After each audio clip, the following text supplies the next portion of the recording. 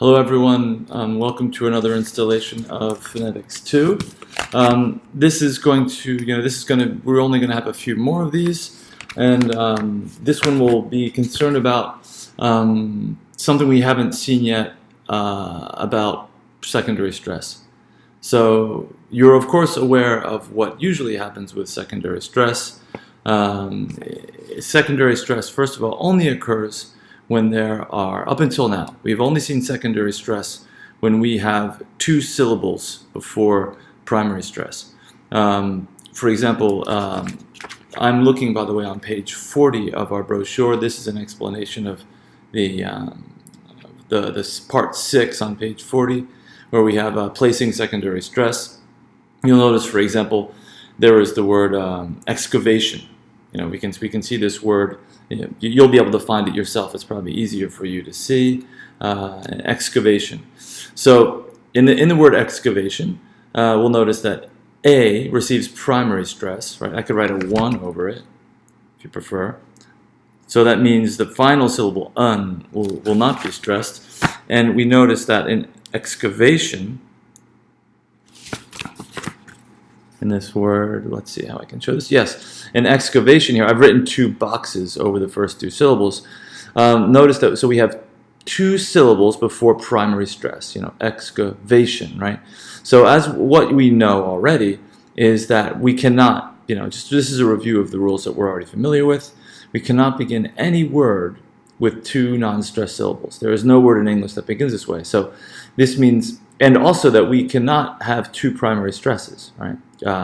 That we've seen that will only be in rare exceptions where we have let's say a separable prefix, but that's not what we don't have a separable prefix here, so there's no reason for which we should have 2 primary stresses. So we'll never have 2 primary stresses in this kind of a word. So what does that mean? That means that we need a secondary stress, right? And so secondary stress, first of all, always occurs before primary stress. The final syllable here is not stressed. This is something you're already aware of. So what happens when we have syllables before primary stress? So usually, the only situation we've seen up until now is what we call the 201 stress pattern.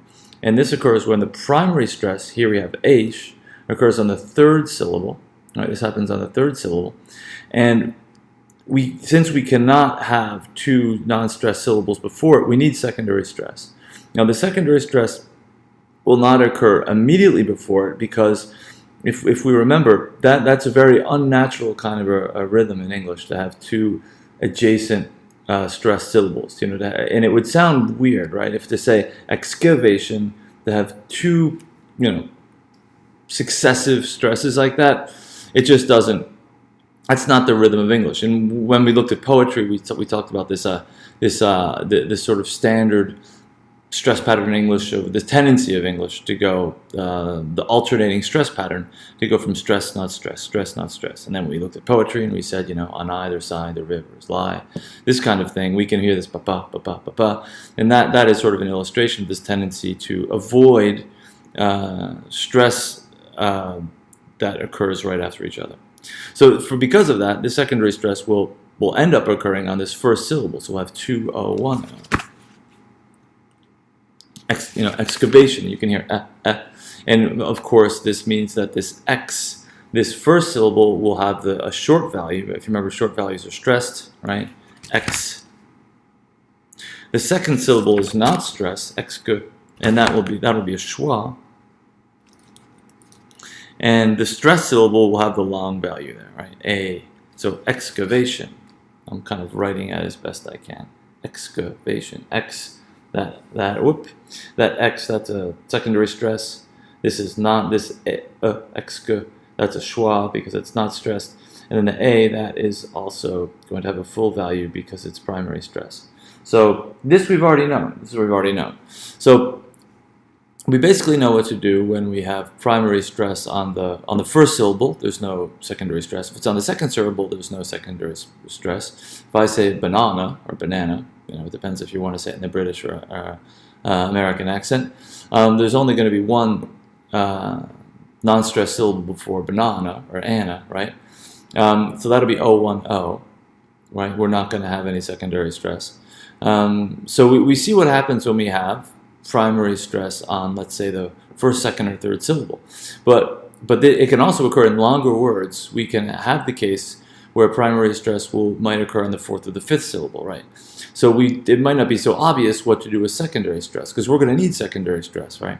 And so what we've said before about this idea of a word not being, about a word not being able to begin with two non-stress syllables makes us realize that this secondary stress will occur either on the first or the second syllable, right?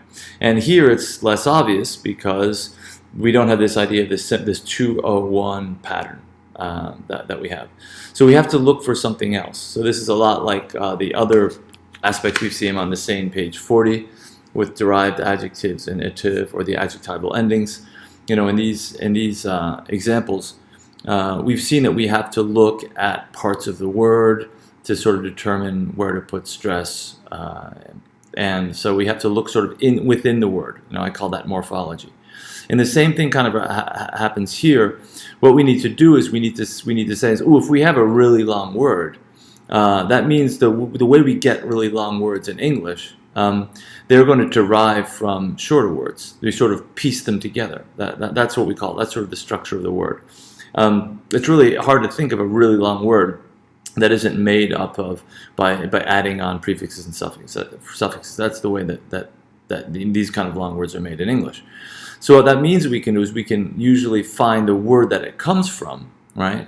A very long word comes from another word, and we say, where was the stress in that word, right? And that will be the place where we'll put the secondary stress. So the primary stress in the original word, right, will become secondary stress in the derived word. So I'll try to give an example of that.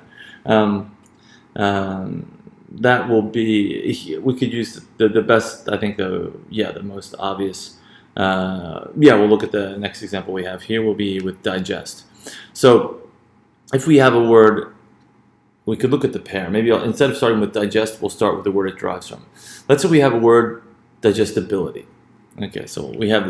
I'll write this down below. Digestibility. Okay, so indigestibility. The first thing we notice is we have this ity ending, right? Okay, so ity ending, as you are well aware. I'm sorry if that's clear. This ity ending assigns stress on the antepenultimate syllable, or otherwise stated, we have our 100 stress pattern. So we'll take care of that first. So the first thing we do, of course, we always take care of primary stress before we deal with secondary stress. So all we know is we have this idea. This word is going to end in ility, because of that ity ending. Ity is a stress-imposing ending, and it assigns stress on the antepenultimate syllable. So the question now is, what do we do about? So that's the thing that will really determine most everything, right? But now we ask this question of what we do with secondary stress. So we say, what syllables come before the stress syllable bil? Digestibility. So let's just count them. How many do we have? So we have di. That's the first one. I'll write our little box over that. We have est, and then we have ch. So here we have digestibility. So here we have 3 syllables before. So once again, we can't. If we had 2 before, it'd be easy. It would be this a 201 stress pattern. So we ask ourselves, where are we going to put that secondary stress? And it's either going to be on the first or the second, right? Because we that's what we have to do. So we have to ask ourselves to know. It's hard to know if either it's on digestibility or digestibility, meaning it's either on the secondary stress will occur either on the first or the second.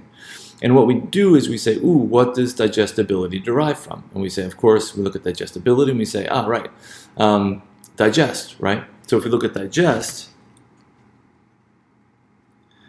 we know how to say we know how to say digest. Here we say, we have digest as a verb, right? First of all, it's a 2-syllable word, right? It's a 2-syllable verb, and there is an inseparable prefix, di. So that means we will pronounce it O1, right? So we have digestibility derives from digest. That means that it is that syllable that receives primary stress in digest will receive secondary stress because primary stress is already on the bility and the digestibility. So that means we're going to have digestibility. So that'll be O, 2, O, 1, O, O. So digestibility. That's sort of our solution. So that's really what we do. We look for, if you have a very long word and before the primary stress you have 3 or more syllables, we're talking about a pretty long word here, you're going to need to try to find out where primary stress occurs in the word that it derives from, right? The word it derives from, in this case would be digest, for example, and then that's how you know where secondary stress will occur. It'll occur on that same syllable where the primary stress occurred. So I hope that's clear. And there are exercises that you can find in the brochure if you want to practice on that.